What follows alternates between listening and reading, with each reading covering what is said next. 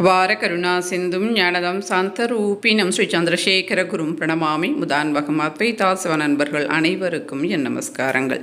இன்னைக்கு நம்மளுடைய சேனலில் இன்றைய தினம் ஸ்ரீ பஞ்சமி அப்படின்னு சொல்லுவாங்க. வசந்த நவராத்திரியினுடைய 5வது நாள் ஸ்ரீ பஞ்சமி அப்படின்னு சொல்லுவாங்க. இன்றைய தினம் மகாலட்சுமி தாயாரை நாம் விஸ்தாரமாக பூஜை செய்ய வேண்டிய ஒரு அற்புதமான நாள். இந்த நாளில் நாம் மகாலட்சுமி தாயாருக்கு அஷ்டோத்திரம் செய்யலாம், சஹஸ்ர நாமம் படிக்கலாம், லக்ஷ்மி நாராயண ருதயம் படிக்கலாம். அவரவர்கள் சக்திக்கு ஏற்றாற்போல படித்து லலிதா சகஸ்ரநாமத்தையும் நாம் இன்றைய தினம் படிப்பது ரொம்ப சிறந்தது. இன்றைய தினத்தினுடைய சிறப்பு என்னன்னு கேட்டால், இன்றைய தினம் ஸ்ரீ பஞ்சமி அப்படின்னு பேர். அதனால் இன்றைய தினம் மகாலட்சுமி தாயாரை நாம் எந்த அளவுக்கு பூஜை செய்கின்றோமோ அந்த அளவுக்கு மகாலட்சுமி தாயாரினுடைய பரிபூர்ண அனுகிரகம், அந்த சக்தி என்பது நம் வீட்டில் நமக்கு எப்பொழுதும் இருந்து கொண்டே இருக்கும். அதனால் இன்றைய தினம், அதாவது செம்பருத்தி மலர்கள் அப்படின்னு சொல்லுவாங்க இல்லையா, அந்த செம்பருத்தி மலர்களாலையும் மருவத்தாலையும் இன்றைய தினம் அம்பாலை நாம் பூஜை பண்ணணும்.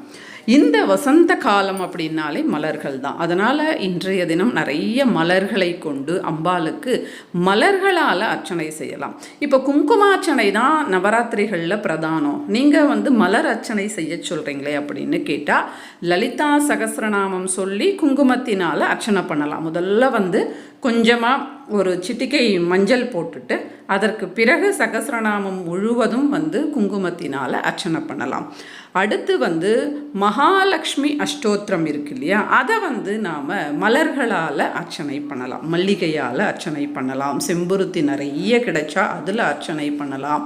அல்லது மருவம் உங்களுக்கு கிடைச்சது அப்படின்னாக்கா அதால் நீங்கள் அர்ச்சனை பண்ணலாம். அல்லது லக்ஷ்மி தாயாரினுடைய சகஸ்ரநாமங்கள் 1000 நாமங்கள் இருக்குது, அதாலையும் நாம் குங்குமார்ச்சனை பண்ணலாம். அல்லது மலர்களால் அர்ச்சனை பண்ணலாம். உங்களுக்கு இருக்கக்கூடிய அந்த நேரம், பொறுமை, பக்தி இவற்றை பொறுத்து உங்களால் தாயாருக்கு என்னெல்லாம் பண்ண முடியுமோ அதை இன்றைய தின மாலை நேரத்தில் செய்வது சிறந்தது.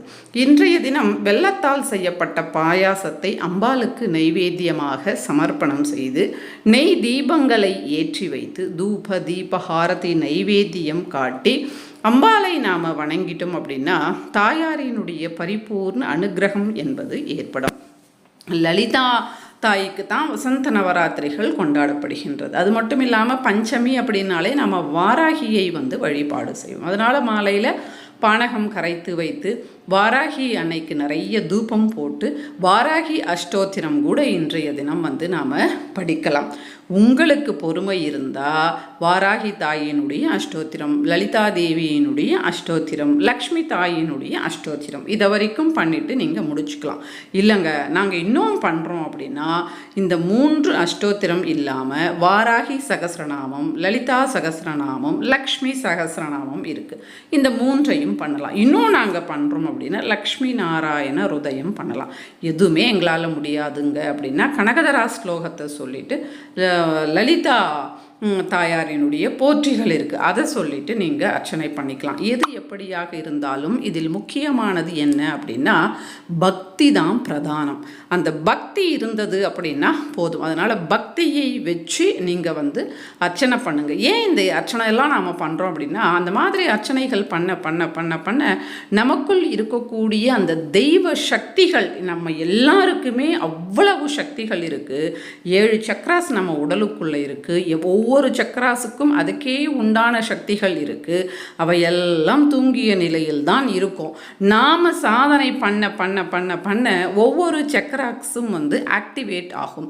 அப்படி ஆக்டிவேட் ஆகும்போது நமக்கு ஆத்ம பலம் என்பது மேலோங்கும். நாம் நினைச்சதெல்லாம் நடக்கும்.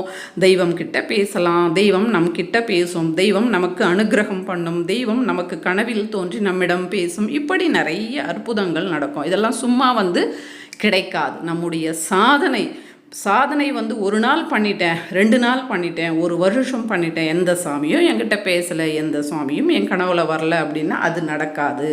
பண்ணணும் வருடங்கள் ஆக ஆக ஆக 1 வருஷம், 2 வருஷம், 3 வருஷம், 4 வருஷம், 5 வருஷம், 6 வருஷம், ஏன் கேட்டால் 15 வருஷம் இப்படி கூட ஆகும். ஆனால் ஒரு நாள் கண்டிப்பாக நீங்கள் நம்புகின்ற தெய்வம் உங்கள் கனவில் வந்து உங்களோடு பேசும், உங்களுக்கு வேண்டிய அனைத்தையும் செய்து கொடுக்கும். தினந்தோறும் பேசுமா அப்படின்னா அப்படி கிடையாது. ஏதோ ஒரு நாள் வந்து உங்களுக்கு இது இப்படி செய்யுங்க, அது அப்படி செய்யுங்க, இந்த மாதிரி ஒரு பிரச்சனை வரப்போகுது, அந்த பிரச்சனை வந்து விலகுவதற்கு இது செய்யுங்க அப்படின்னு தெய்வம் மனுஷரூபேன மனுஷங்க மூலயமாவது உங்களுக்கு சொல்லும், அல்லது கனவில் வந்து உங்களுக்கு சொல்லும். ஒரு நாள் அந்த தெய்வம் வந்து உங்களுடைய வாழ்க்கை சிறக்கணும் அப்படின்னு நல்ல ஒரு அனுகிரகத்தை வந்து வருஷிப்பாங்க.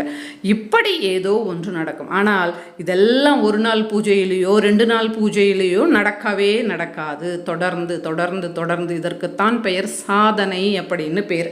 நம்ம சேனலில் சொல்கிறாங்க இல்லையா, நாங்கள் 4 வருடமாக இந்த நவராத்திரிகள் பண்ணுறோம்மா நீங்கள் சொன்னதில் இருந்து அப்படின்னு. அந்த மாதிரி வருடம் நாம் பண்ணிகிட்டே வரணும். அப்படி பண்ணிகிட்டே வரும்போது அந்த தாயார் வந்து ஏதோ ஒரு ரூபத்தில் நமக்கு வந்து அனுகிரகம் வந்து பண்ணுவாங்க. இப்படி நம்முடைய பூஜைகள் வந்து நம்ம தொடர்ந்து பண்ணணும். நம்முடைய பக்தியில் லோபம் இருக்கக்கூடாது. நம்பிக்கை என்பது நமக்கு இருக்கணும். இப்படியெல்லாம் இருக்கும்போது தெய்வங்கள் நம்மோடே இருந்து நமக்கு வழிகாட்டும். ஒரு கதை கூட உங்களுக்கு இதற்கு முன்பாக சொல்லியிருக்கிறேன். ஒரு குருவி வந்து தன்னுடைய முட்டைகள் எல்லாத்தையும் வந்து அடைக்காத்து அந்த கடல் அலைகள் வருகின்ற இடத்துல வச்சுருந்தது. அந்த அலைகள் வந்து அந்த முட்டைகள் எல்லாத்தையும் கொண்டு போயிடுச்சு. ஆனால் அந்த குருவி அது வந்து முட்டைலாம் போயிடுச்சு, இந்த கடலை நம்மால் முடியுமா அப்படின்னு அது நினைக்கல. என்ன பண்ணுச்சு, கொஞ்சம் கொஞ்சமாக அந்த தன்னுடைய அந்த மூக்கு இருக்கு இல்லையா, அதால் தண்ணியெல்லாம் எடுத்து வெளியில் கொண்டு வந்து அது வந்து கொட்டுது. இந்த தண்ணியெல்லாம் நாம் எடுத்துட்டா நம்முடைய முட்டைகள் வந்து அங்கே இருக்கும் அப்படின்னு.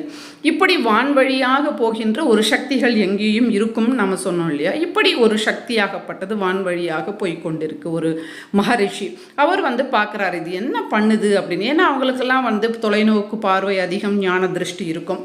என்ன பண்ணுது இது அப்படின்னு சொல்லிட்டு அவருடைய அந்த ஞான திருஷ்டியில் பார்க்குறாரு. ஓஹோ, தன்னுடைய அந்த முட்டைகள் வந்து உள்ளே போயிட்டுருக்குது, அது எடுக்கிறதுக்கு தான் இந்த மாதிரி இது பண்ணுது அப்படின்னு சொல்லிட்டு அவர் வந்து பார்க்குறாரு. அது வந்து அதால் வந்து அந்த அழகால் அந்த தண்ணீர், கடல் தண்ணீரை எடுக்க முடியுமா? இருந்தாலும் அதனுடைய அந்த முயற்சி, அதனுடைய அந்த நம்பிக்கை அங்கே அதுதான் அங்கே பிரதானம். நம்ம கற்றுக்க வேண்டியதும் அதுதான்.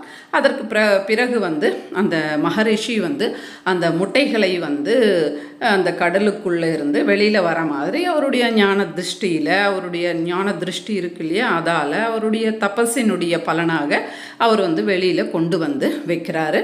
அது வந்து எடுத்துக்குது. அதற்கு பிறகு அடை காத்து மறுபடியும் குருவிகளாக வருது. இதிலிருந்து நாம் தெரிந்து கொள்ள வேண்டியது என்ன அப்படின்னா, நம்முடைய வேலையை செய்தால் கடவுள் அதனுடைய வேலையை அது செய்யும். இப்படி இன்றைய தினம் நாம் அம்பாலை வணங்கினோம் அப்படின்னா அம்பாளினுடைய அருள் கட்டாட்சம் நமக்கு எப்பொழுதும் இருக்கும். இந்த வீடியோவை ஷேர் பண்ணுங்கள், லைக் பண்ணுங்கள். நன்றி, வணக்கம். மகா பெரியவா சரணம்.